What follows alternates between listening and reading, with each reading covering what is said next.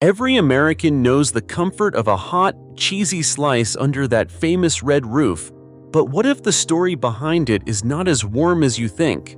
Pizza Hut is not just food, it is birthday parties, family nights, and a symbol Americans grew up trusting. The official history starts with two college brothers, a $600 loan, and a pizza dream that spread to thousands of towns.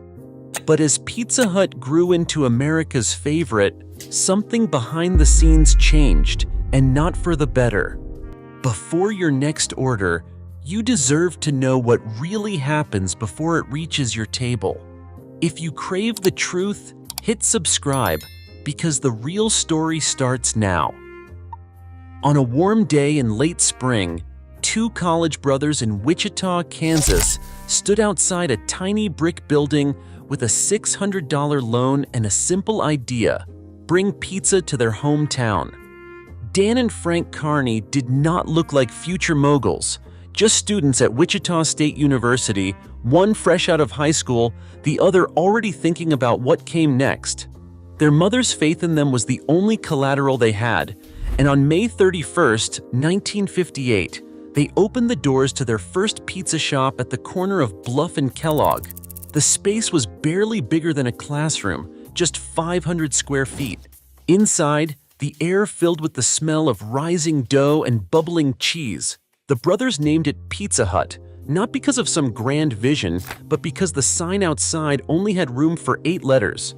5 for pizza, 3 left, just enough for Hut. The name stuck, and so did the feeling. Their friends and family pitched in, learning to toss dough and spread sauce from scratch.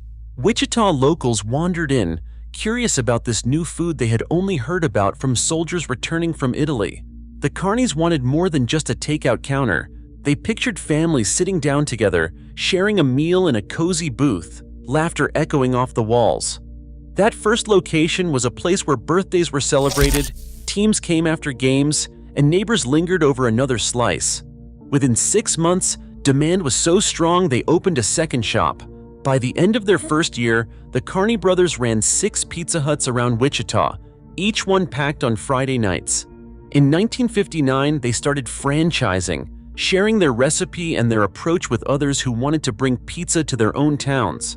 The first franchise opened in Topeka, Kansas, and soon the idea began to spread far beyond the Midwest. What started as a college project quickly became a gathering place for a growing community built on fresh dough, thick crusts, and a promise that everyone was welcome at the table. The Carney brothers' little pizza shop was not just a business, it was the beginning of something people could count on, a place where comfort and good food went hand in hand.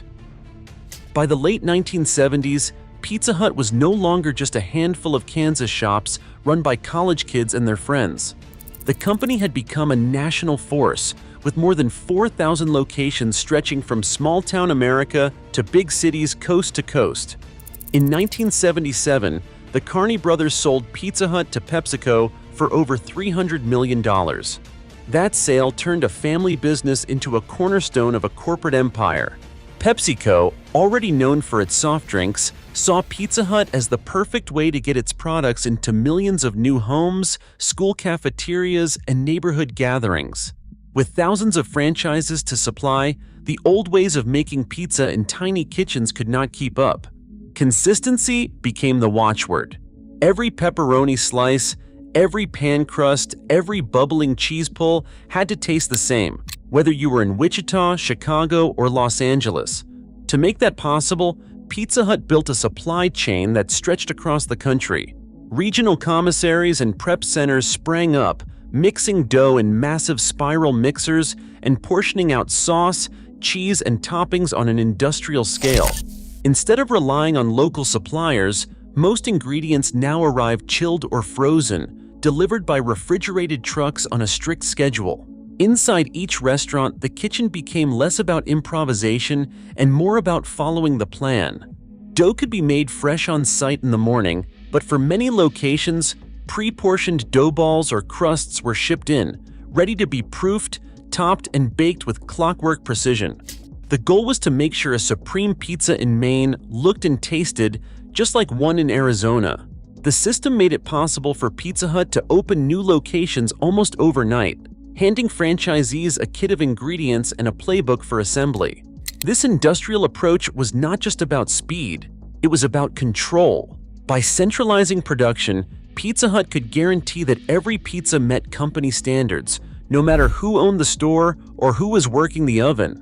PepsiCo's resources brought new scale to the operation, but they also cemented a shift away from the small batch, hands-on style that had defined the early years.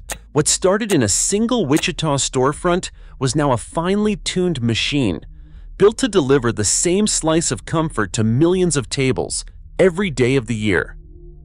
A single slice of Pizza Hut's original pan pepperoni packs about 680 milligrams of sodium, almost a third of the daily recommended limit. 3 slices and you are at 90% of that limit before even touching a breadstick or a soda. Calories. Add up fast too. 290 calories per slice and 7 grams of saturated fat, more than a third of what most adults should have in a day. Registered dietitian Marion Nestle says these numbers are not just statistics, they are a warning for anyone who eats pizza regularly. She points to the ingredient list, which stretches far beyond flour and cheese. The dough is not just flour, water, and yeast. It includes Daytem and sodium stearoyl lactylate, dough conditioners that make every crust rise and stretch the same way, even after days in a fridge or freezer. The sauce contains potassium sorbate and sodium benzoate to keep it shelf-stable. The cheese blend uses emulsifiers for that signature melt and stabilizers like xanthan gum to keep every bite uniform. Sugar and high-fructose corn syrup show up in both dough and sauce, making the flavor hit harder and the crust brown just right. These additives are not there for nutrition, they are there for speed, shelf life, and nationwide consistency. A deal at Pizza Hut rarely means just a pizza. The menu is packed with offers that sound too good to pass up: 2-for-1 pies, combo boxes, stuffed crust upgrades for a few extra dollars. But behind every tempting special there is a quiet calculation. Bundle pricing is designed to nudge you into buying more than you planned. When a large pizza costs $14, but a second one adds only $5, the math feels irresistible. The extra food barely dents Pizza Hut's costs, but it doubles the amount on your table.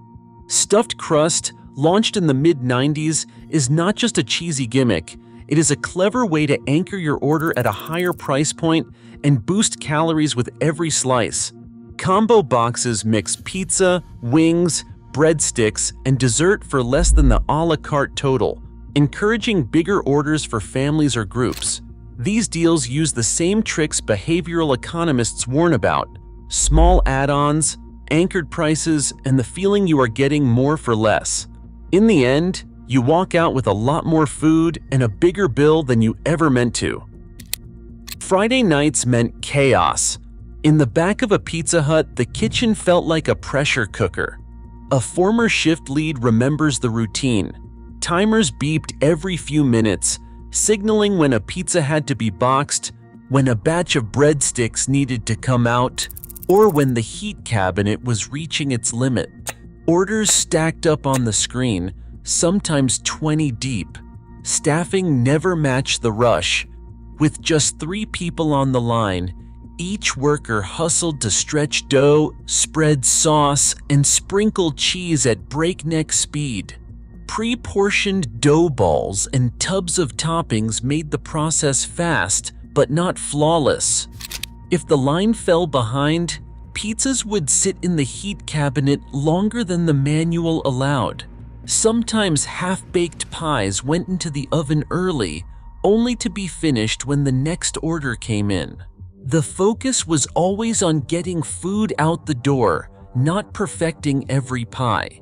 For the people behind the counter, the promise of fresh, made-to-order pizza was often just a race against the clock and a hope that nothing burned before the next timer went off. Right now, nearly 1 in 5 Americans eats fast food every day. What we choose, out of habit or intention, shapes more than our health. It shapes the food system itself. The next slice you order is a vote. What will you demand from the pizza under your roof? Join the conversation below. If you want more eye-opening stories that change how you eat, subscribe and make your next order intentional.